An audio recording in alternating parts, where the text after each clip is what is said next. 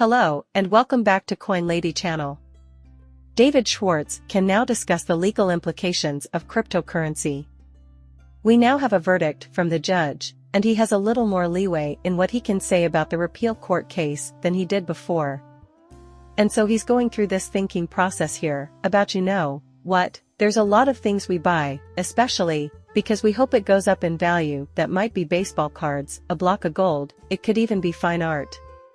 According to David, the value of baseball cards, like the worth of other collectibles, is directly related to the efforts of promoters and manufacturers to keep the supply low. If you printed 1 million, Babe Ruth rookie cards wouldn't be worth that much.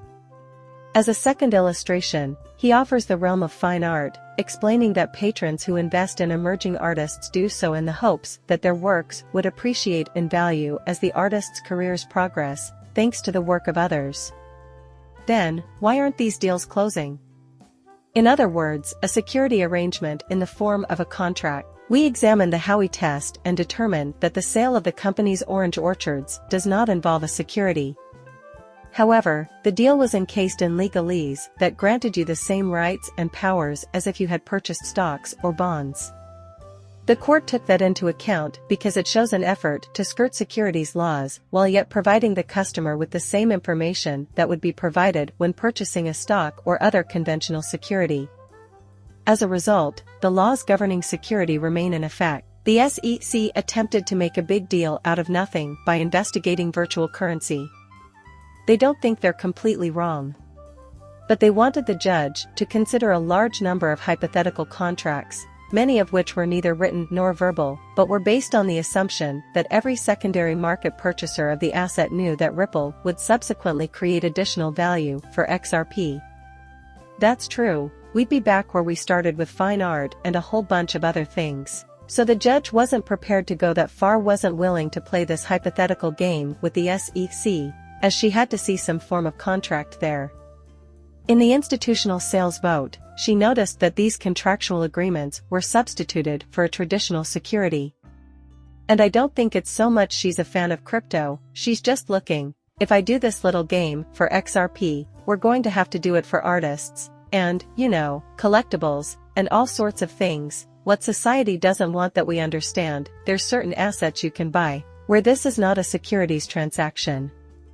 Also, if you apply this to XRP, it could spread to other areas where it would not be welcome. And so, where do we go from here? Is it just that, hey, crypto assets should have a free run? Probably not, but it probably has to happen because Congress has to realize that, this is a new asset class, and it needs carefully crafted laws. When someone purchases cryptocurrency, we aren't dealing with stocks or bonds, but it's also not nearly, gold or collectibles, so we may need to tread lightly in our reporting. Therefore, investors are aware of the inner workings of the company. And time and again we see that it's not the ways of the theory and foundations, but rather fly-by-night, people do run pools, and just investors don't have all the facts they need to make informed selections. Changes are required at this time. It's blatantly obvious that Congress should be the one making such legislation, not the SEC. Furthermore, the entire procedure must be completed. According to what we learned from a recent interview with former SEC Commissioner Jay Clayton, he proposed a new idea: let's establish regulated exchanges so that these assets can trade on there in a lawful manner until Congress gets around to passing legislation to that effect. That'll do in a pinch. As chairman of the SEC, Jay Satan had no interest in doing so. And it doesn't look like the current Gary Gensler intends to do anything rational like that, either. That leaves us at something of an impasse. The good news is that they won't be able to stop us. This revolution can't be stopped. We are heading toward the point when reasonable rules are required. The only way to work through these problems is for knowledgeable people like David and, in the future, regulators, market participants, and investors to have this discourse. This is not a simple task. I'm not saying the SEC's work is simple, or that running a business or finding investors is easy, but it seems like everyone is afraid to speak up for fear of being sued themselves or having their case weakened in some way.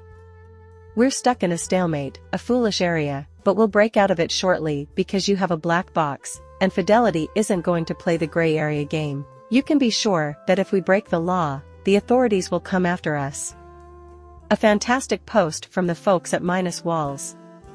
According to him, the current transaction fee for Ethereum is around 83 cents, and the network as a whole is capable of generating roughly 77 TPS, transactions per second. When we compare it to the XRP ledger, the TPS on the ledger is about to last.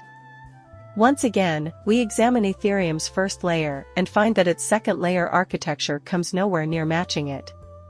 Instead of paying 83 cents, the price is now much more reasonable. It's minuscule compared to a cent. Therefore, he wonders aloud whether the use of smart contracts on the XRP ledger could not be the best option for such endeavors. And what I would counter with is that I'm not so sure you could keep those high TPS numbers, and also that low cost, if you're clogging the works with a bunch of smart contracts transactions. However, there is a how network that will kind of give us a look there, so we can get an idea of what this type of system might look like.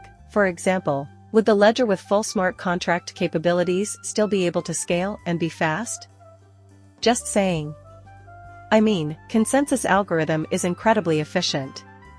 Perhaps they can fine-tune it to accomplish their goal. However, there is still that mystery. For example, Ethereum once mocked Bitcoin's transaction times and fees. We all saw what went down there. When the network was fully saturated with your activity. Well, all that things started going up in the incorrect way. This is why I love our network so much. We can get a glimpse of how things will actually work in a fully operational environment. And what type of stuff can we do without actually harming the performance? The US sentencing standards recommend a sentence of about 12 to 18 months for CZ, but the DOJ is prepared to argue for a longer term. See the interesting piece titled, "What's Next for Binance is CZ." Essentially, they are saying, here, have a look at the billions of dollars this guy made over the course of this many years. It's a huge undertaking, therefore he needs much more time than that. The time frame being discussed is a decade. We're all familiar with John Reed Stark now. He's anti-crypto, but a great contact to have. And he says, look, if the DOJ wants more time here, they better have something up their sleeve, some extra information demonstrating more crime, or otherwise he'll receive somewhere in that range of 12 to 18 months. This is how I see the arrangement working out. CZ turned themselves in freely. They should have had an agreement on the length of their prison sentence beforehand, and they will likely do a great deal to avoid public humiliation by accepting a sentence that appears lenient. The DOJ had to do something, and while they couldn't make CZ come back here or stop what he was doing because much of it was overseas, they did get a fairly large penalty and the promise that Binance would leave the US market, so it was a win-win situation. In addition, Nance will be able to keep an eye on future overseas transactions.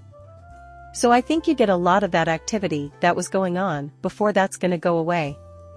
When it came to cryptography, they received the best from us since we have a safer environment. The SEC, as I've said before, just doesn't get it. All they need to do is accept victory and improve crypto little. It's not about piling on the most fines possible. And when you actually don't have that ability to make it happen, if I had to guess, CZ is probably going to receive some kind of house detention, 12 to 18 months, and he'll be done. In the latest installment from Forbes, a woman named Nance is said to have died in the creation of cryptocurrency.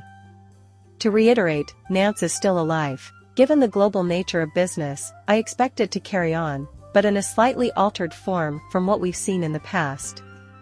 We've heard cracking complaints that it's tough to compete with what Binance was able to offer because they weren't playing by the same rules, and to be honest, they shouldn't have to because they're an international business. But in any case, BlackRock, Fidelity, and all your major institutions don't care about fairness, they're just looking to Binance, and if that continues in its current form, we have little chance of competing. Our only outcome is a drubbing. You've played this game before, so you know they won't behave that way. What we're seeing this evening is the playing field, even if it isn't just a dumbing down to their level, how they plan to function, and their commitment to preventing the spread of any runaway power in the realm of cryptocurrencies like those developed by Nance. you should know by now that the game has been fixed. The good news is that they are limited to rigging the purely business aspects of exchanges like Nance and Coinbase and ETFs like BlackRock. We have a piece here by David Schiller that explains how they can't rig the fundamental technology of blockchain, which is decentralized and will remain free and open as it always has been. And what he's saying is true when you consider how much interest and activity around various blockchains. We need what is needed to get Polka.is not on this road and moving forward. And there are open government concepts like a public treasury or popular referendums. And thus they're attempting to recruit a wide variety of key opinion leaders. Proposal 304, Mario will be compensated for making a tutorial video. A few more media outlets also do their best to spread the news about Polka.to. What I mean is that any blockchain needs to be ready for usage when the moment is right. And if you take a look at Polka, I think we're going there as well. It has some incredible dApps, and its usefulness is growing. Remember this from the last time we saw something by Nance? When the bull run began, people were working the land in an effort to increase their crop yields, and the Binance chain was already in place. They were studying Ethereum at the time. And the expense was just too expensive. And so they started spilling over onto the BNB chain. And that was a wonderful environment to do business and engage in some of that defiant behavior. And that was a streak of recruiting success that Ethereum simply couldn't keep up with. And thus it flowed over to the blockchain that's already. I don't think it's as simple as just paying folks to put up a firewall around the network. And it can be part of it, of course. But I think it's ready to strike when the situation is right. It's fantastic that you're rolling out improved offerings at a time when demand is at its highest. And I do think we will see that to some extent. Similarly, with XRP. There is an offer out there to get paid by the Treasury to do some content if we can get EMAs going and also stable coins, which can bring a lot more usage to the network as well. To do this for fewer than 3 wells typically costs between $200,000 and $500,000, but in our proposal, we're asking for only $350,000. Put simply, we want to do it and think it would be great to put our concept out there. I have no idea if this will work or not.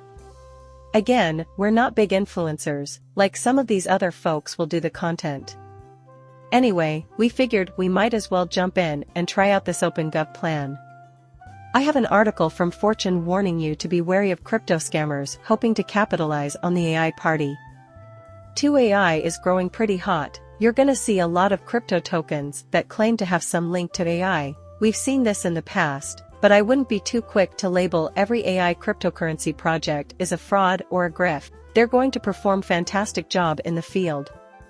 And this paper claims there is zero connection between the two. Not agreeing with you there. I think that two technologies are synergistic. Furthermore, I believe there will be some fantastic prospects, as we saw, AI crypto take a big run at the beginning of the year. As for what's to come, I believe that was just a taste. In 2024, I anticipate artificial intelligence will be a major trend. But once again, you need to zero in on the genuine, meaty ideas, not simply the ones that use AI as a buzzword. Some individuals do the effort, while others merely talk about cryptocurrency. This is true across the board, from DeFi to gaming. Last but not least, I'd like to share this piece by Scam Detective 6, in which we discuss why an XRP ETF is unlikely to launch in the United States very soon, aside from maybe phony ones. What he's referring to is the XRP ETP, which is essentially the same thing as an exchange-traded fund, ETF, despite the fact that it goes by a different name. There isn't much of a market in Europe, as the ATC group only has $1.3 million under management, and I don't think there is anything particularly unique to XRP either. I think most of the desire out there is for Bitcoin ETFs at the moment. In addition, large institutions and investors are considering this hypothesis as the sole alternative with sufficient interest to support the creation of an exchange-traded fund, ETF. However, this will evolve in the future. BlockProc is already preparing for this, as evidenced by papers that categorize cryptocurrencies by industry and provide explanations for why certain ones, like XRP and Cardano, may be useful. And this is typical. People usually become involved because of a cryptocurrency like Bitcoin or Ethereum. And they're branching out into new areas, and it's not going to be any different there. They intend to corner the entire market, and they eventually will. A separate XRP ETF will eventually launch, and its launch will coincide with efforts to address this issue. They'll have Solana, a vehicle Dana on a Polkadot, where it covers layer 1 smart contracts, and so on. There will be bundles, so there will be an XRP, an XLM, and an XDC, for example. So, those bundles some of this to increase demand. We're gonna see just really crazy products going forward, and know this, your big money, they want to capture it all they want, the whole pie, not just one piece of it, and over time, you're gonna see more demand grow as people wrap their heads around the altcoin market and as more winners emerge, so we're gonna get an XRP ETF. I just don't see it happening imminently. Something like, say, the next half a year. Leave a comment and tell me what you think. Finally, as always, I'd appreciate a like and a subscription. See you later, bye.